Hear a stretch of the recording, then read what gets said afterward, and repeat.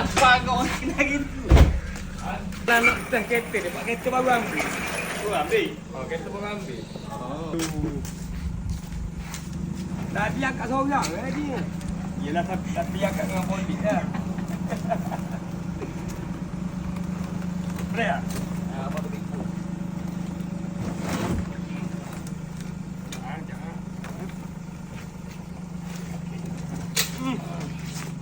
Tak boleh.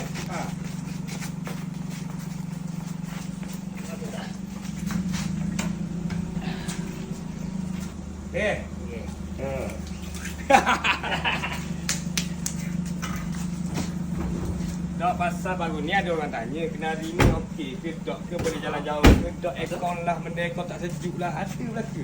Cukup nampak? Siapa mana ni? Dungung ah. Kuala Abang. Tahu boleh ada. KA lagi dah KA kereta ni. Kita pun auto nampak original ni tahun 2004 tak silap. Geram pun ada. Nampak tu. Ayah tunjuk Wiyang kalau nak beli esok tu. Tengok. Kata owner lama dia baru tukar enjin kosong. Jangan.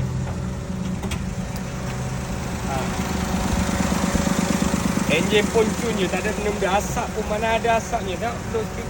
Tak payah belum kat masjid ni lah. Marah orang kecil lagi. Ada tu. Jom.